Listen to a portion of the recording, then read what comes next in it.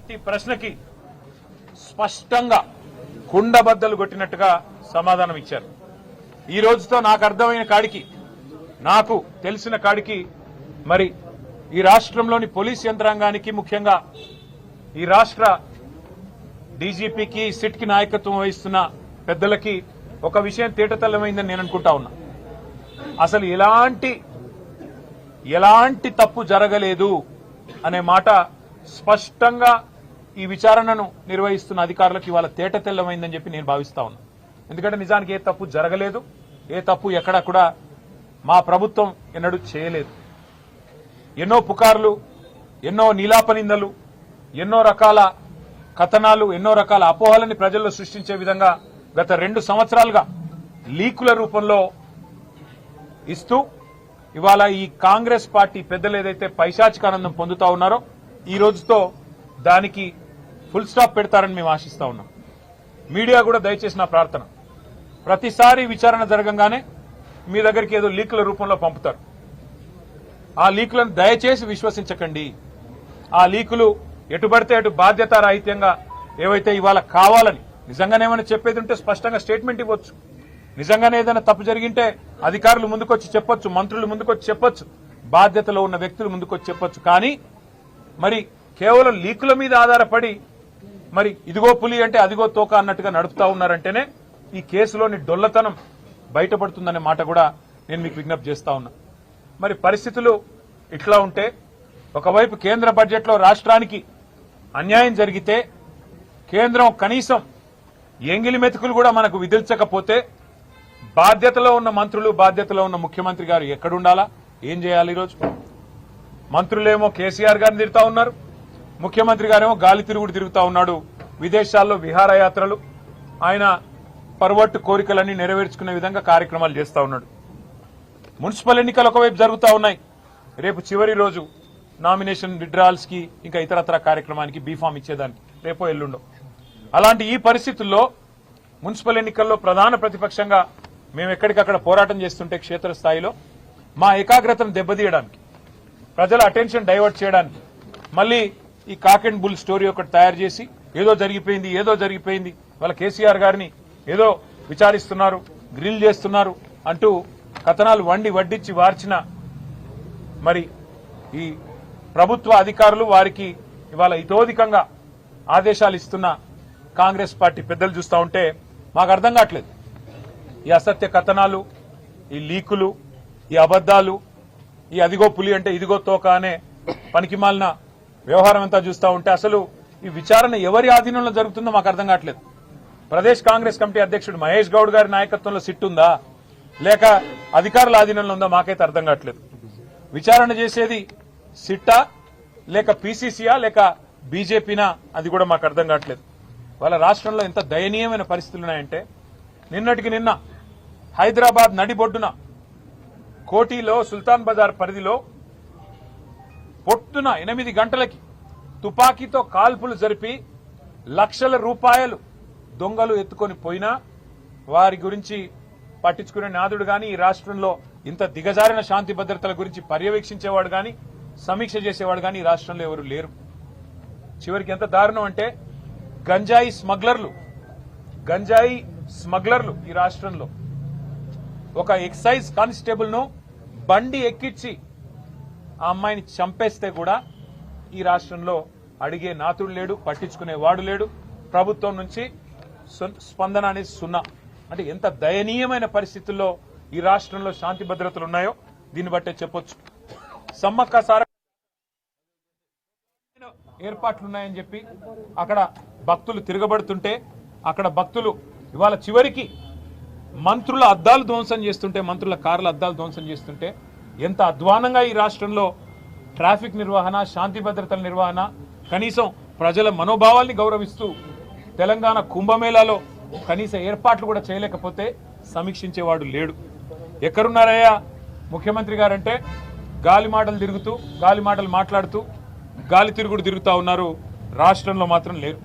ఇవాళ మాకు అర్థమైంది ఏంటంటే ఈ వ్యవహారం మొత్తం చూస్తుంటే గత వారం రోజులుగా కాలక్షేపం ఏదైతే చేస్తున్నారో, ముఖ్యమంత్రి గారు తిరిగి తెలంగాణలో వచ్చే వరకు మరి గతంలో ఓ సినిమా వచ్చింది, హిట్ 1, హిట్ 2, హిట్ 3 అని 3 భాగాలుగా, అట్లాగే సిట్ 1, సిట్ 2 అని చెప్పి టైంపాస్ కార్యక్రమం చేస్తూ ఉన్నారు.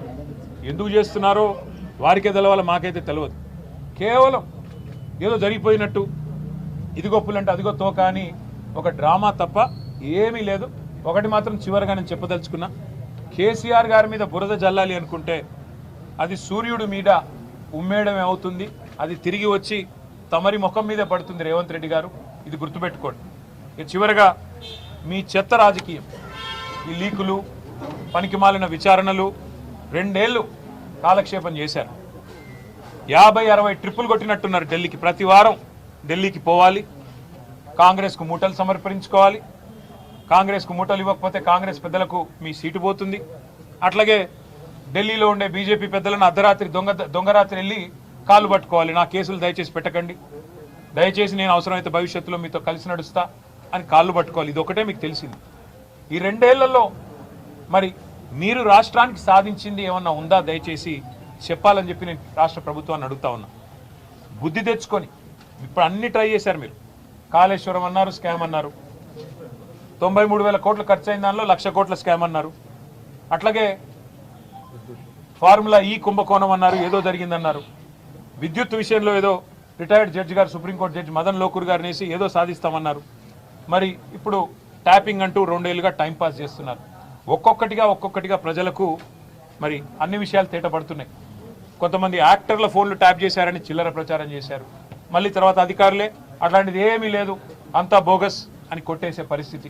ఇది కూడా అదే పద్ధతుల్లో మరి ఫైనల్ స్టేజ్కి వచ్చింది. కాబట్టి నేను రాష్ట్ర ప్రభుత్వానికి ఒక ప్రతిపక్ష నాయకుడిగా, బాధ్యత గల ప్రతిపక్ష శాసనసభ్యుడిగా ఒక సూచన చేస్తా ఉన్నా. ఇకనైనా మీరు ఈ అటెన్షన్ డైవర్షన్ గేమ్లు ఆపేసి ఇప్పుడు బడ్జెట్ ప్రవేశపెట్టే టైం వచ్చింది. ఇది మీకు 3వ బడ్జెట్. దీని తర్వాత మీకు మిగిలేది ఒకటే బడ్జెట్. ఆ తర్వాత లాస్ట్ ఇయర్ అయితే ఎట్లాగో ఎలక్షన్ ఇయర్, మీరు పెట్టిన దానికి చిత్తు కాగితంతో గీకి పారేసుకున్న దానికి ఎంత విలువ ఉంటుందో లాస్ట్ ఇయర్ మీరు పెట్టే బడ్జెట్ కూడా అంతే విలువ ఉంటుంది. కాబట్టి ఈ 2 బడ్జెట్లు ఏవైతే మీ చేతుల్లో ఉన్నాయో అందులో ఇప్పుడు పెట్టబోయే బడ్జెట్ ఫిబ్రవరిలో పెడతారో, మార్చిలో పెడతారో రాష్ట్ర బడ్జెట్. ప్రజలు మీ వైపు చూస్తున్నారు. మీరిచ్చిన 420 హామీలు, బలహీన వర్గాలు మీ వైపు చూస్తున్నారు. 1,00,000 కోట్ల బడ్జెట్ అన్నారు, 2 బడ్జెట్లో మీరు 20,000 పెడతామన్నారు, ప్రతి బడ్జెట్లో పెట్టలేదు బీసీలకి. మరి ఈ బడ్జెట్లోనన్నా గత బడ్జెట్లు ఇది కలిపి ఒక 35,000 కోట్లు పెడతారా అని చెప్పి రాష్ట్రంలోని బీసీలందరూ చూస్తూ ఉన్నారు. 42% వాటా ఇస్తాం ప్రభుత్వ కాంట్రాక్టులు అన్నారు. మరి పొంగులేటి శ్రీనివాసరెడ్డికి వస్తున్నాయి కాంట్రాక్టులు తప్ప ఈ రాష్ట్రంలో ఏ బలహీన వర్గ సోదరుడికి రావడం లేదు. అందుకే బీసీ కాంట్రాక్టర్లు మీ వైపు చూస్తున్నారు. దళిత బంధు 10 లక్షలు ఇస్తే మేము 12 లక్షలు ఇస్తామని జబ్బలు జరుచుకున్నారు. మల్లికార్జున్ ఖార్గే గారిని తీసుకొచ్చి చేవెళ్లలో ఎస్సీ ఎస్టీ డిక్లరేషన్ పేరిట అడావుడి చేశారు. మరి ఈ బడ్జెట్లోనన్నా అంబేద్కర్ అభయహస్తం పెట్టి రాష్ట్రంలోని దళిత గిరిజన బిడ్డలకి 12 లక్షలు ఇస్తామనేది అయితే మాట చెప్పారా, ఆ మాట నిలబెట్టుకుంటారా లేదా అని చెప్పి రాష్ట్రంలోని దళిత గిరిజన సోదరులు మీ వైపు చూస్తున్నారు. మైనారిటీలోకి సబ్ ప్లాన్ అన్నారు. మరి మైనారిటీ సబ్ ప్లాన్ ఏమైనా పెడతారా? మరి మైనారిటీలకు కనీసం ఏదన్నా న్యాయం చేస్తారా? మైనారిటీ సోదరులు చూస్తూ ఉన్నారు. అట్లాగే విద్యా భరోసా కార్డు అన్నారు 5 లక్షలు, మా విద్యార్థులు చూస్తూ ఉన్నారు మీ వైపు. మీ 420 హామీలు, మీ 6 గ్యారంటీలు ఆడబిడ్డలు ఎదురు చూస్తున్నారు. మహాలక్ష్మి నెలకు 2,500 ఎప్పుడు వస్తాయని. ఇవాళ మేము మున్సిపాలిటీలో ఇల్లు తిరుగుతుంటే బిడ్డ 2,500 ఎప్పుడు ఇస్తారు అని మమ్మల్ని అడుగుతున్నారు. అబద్ధాలు చెప్పింది మీరు, అడుగుతున్నది మమ్మల్ని. ఇది ఈరోజు రాష్ట్రంలోని పరిస్థితి. ఇవాళ రాష్ట్రంలో ఈ పరిస్థితులు ఉంటే మీరు గాలి మాటలు, గాల్లో విహారాలు, సిట్ల పేరిట కాలక్షేపాలు బంద్ చేసి బడ్జెట్ మీద దృష్టి పెట్టండి. రాష్ట్ర ప్రజలకు ఇచ్చిన 420 హామీలు, 6 గ్యారంటీలు, వాటి అమలును ఎప్పటి నుంచి మొదలు పెడతారు, ఈ బడ్జెట్లో ఎన్ని కేటాయింపులు చేస్తారు? మేము మాత్రం మిమ్మల్ని వదలకుండా రాష్ట్ర ప్రజల తరఫున వెంబడబడతాం. తప్పకుండా ప్రజల తరఫున అడుగుతూనే ఉంటాం. మీరు ప్రజలకు ఎంత బాకీ పడ్డారో బాకీ కార్డుల ద్వారా మేము ప్రతి ఇంటికి మున్సిపల్ ఎన్నికల్లో పోయి వివరంగా చెబుతాం. ఒక్కొక్క రైతుకి మీరు ఇవాళ 60,000 బాకీ పడ్డారు. ఒక్కొక్క పెద్ద మనిషికి, ఒక పెద్ద వయసులో ఉండే అవ్వకు తాతకు మీరు 52,000 బాకీ ఉన్నారు 26 నెలలకు గాను, నెలకు 2,000 చొప్పున.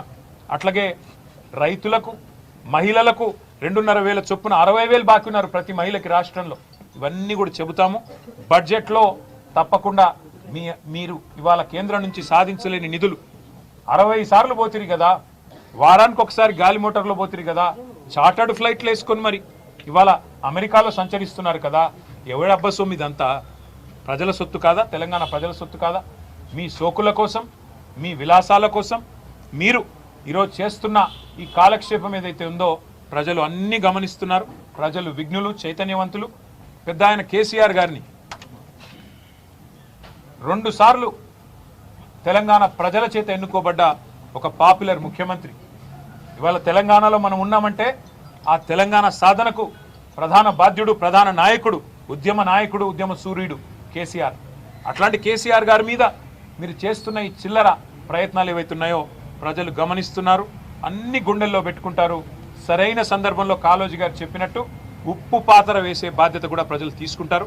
కాబట్టి మా నాయకుడు ఇవాళ ఇచ్చిన సమాధానాలతో సిట్టుకు అన్ని విషయాలు కూడా అర్థమై ఉంటాయి, తేటతెల్లం అయి ఉంటాయి. స్పష్టంగా ఏ తప్పు జరగలేదు, ఇదంతా కాలక్షేపం అని చెప్పి సిట్ అధికారులకు కూడా కళ్ళు తెరుచుకుని ఉంటాయని చెప్పి మేము భావిస్తూ, మరి పొద్దున్నుండి మీడియా కూడా పాపం చాలా ఇబ్బంది పడుతున్నారు. చాలా మిమ్మల్ని కూడా ఇబ్బంది పెట్టారు. 1000 మంది పోలీసులను పెట్టి మిమ్మల్ని నూకుతున్నారు, మా వాళ్ళని నూకుతున్నారు. అసలు 1000 మంది పోలీసులు పాపం ఆ కోటిలో దొంగతనాలు జరిగే కడవ 5గురున్నా దొంగతనాలు జరగవు.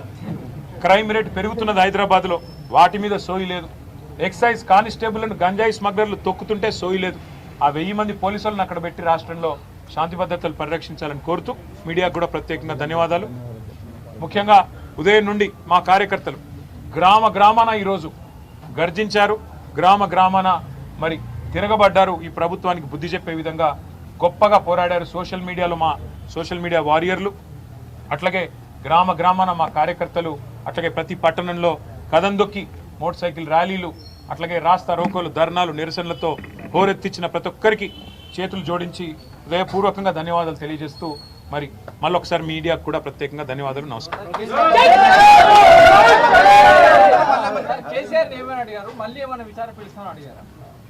కేసీఆర్ గారిని ఏమడిగారు అంటే మీరు అయితే కేసీఆర్ గారిని అడగాలి లేదా సిట్ అధికారులను అడగాలి. నాకు తెలిసినంత వరకు కేసీఆర్ గారిని అడిగింది స్పష్టం ఒకటే, ట్యాపింగ్ జరిగిందా అని అడిగారు.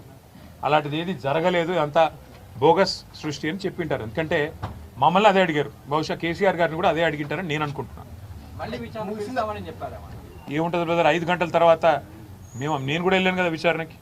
అడిగిందే అడగడం, తిప్పి అడగడం. మీరు బయట మీడియాలో మీకు ప్లేట్ బ్రేకింగ్లు పడాలి కదా, గుచ్చు అడుగుతున్నారు, గ్రిల్ చేస్తున్నారు, ఎన్ని గంటలు జరుగుతుంది, అన్ని గంటలు జరుగుతుంది. మీకోసం కాలక్షేపానికి, ప్రజలకి వినోదానికి తప్ప ఇది ఈ కేసులో ఏమీ లేదు. నేను మొన్న చెప్పాను, మళ్ళీ చెప్తున్నాను, it's absolutely a silly case, it's a frivolous case. జరిగింది ఏమీ లేదు తప్పు. కాబట్టి వారు మళ్ళీ పిలిచేది ఉంటుందని నేనైతే అనుకోను వ్యక్తిగతంగా. బట్ మళ్ళీ పిలిస్తే మళ్ళీ పోతాం, మళ్ళీ సహకరిస్తాం, మాకేమీ నష్టం లేదు, మేము చేసిన తప్పేమీ లేదు. Thank you. మహేష్ కుమార్ గౌడ్ గారిని నేను ఒకటే అడుగుతున్నా, రాహుల్ గాంధీ గారిని, సోనియా గాంధీ గారిని ఈడీ విచారణకు పిలిస్తే మరి రాజ్ భవన్ ముందు మీ ముఖ్యమంత్రి మీరు ఎందుకు పోయి ధర్నాలు చేశారు? మేము కూడా గందుకే ధర్నా చేసినాం. మా నాయకుడిని మరి ఇక్కడ పనికిమాల విచారణల పేరిట పేల్చి వేధిస్తే, అది కూడా తెలంగాణ సాధించిన ఉద్యమ నాయకుడు, ఉద్యమ సూర్యుడు, ఆయనను పట్టుకుని మీ పోలీసులు, మీ ప్రభుత్వ యంత్రాంగం వేధిస్తే డెఫినెట్గా తెలంగాణ ప్రజలు, తెలంగాణలోని మరి తెలంగాణలో ఆయన గుండెలో నింపుకున్న వాళ్ళు బయటకు వస్తారు కదా, తప్పే ఉంది అందులో.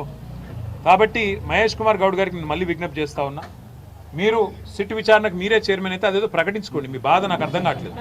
రోజు ఆయనే మాట్లాడుతున్నాడు, సిట్టోళ్ళ కంటే ఎక్కువ. పోలీసు వాళ్ళు ఎవరు మాట్లాడతలేరు, ఓన్లీ మహేష్ గౌడ్, మంత్రులు. అదేదో మీరు పంపుతున్న ప్రశ్నలే ఉన్నట్టున్నాయి, అదేదో మీరే చెప్పండి బాహాటంగా, మేమే పంపుతున్నాం, మేమే నడిపిస్తున్నాం, ఇదంతా రాజకీయ కాలక్షేపం అని చెప్పండి, ధైర్యం ఏముంది. థ్యాంక్ యూ, అందరికి నమస్కారం. Thank you.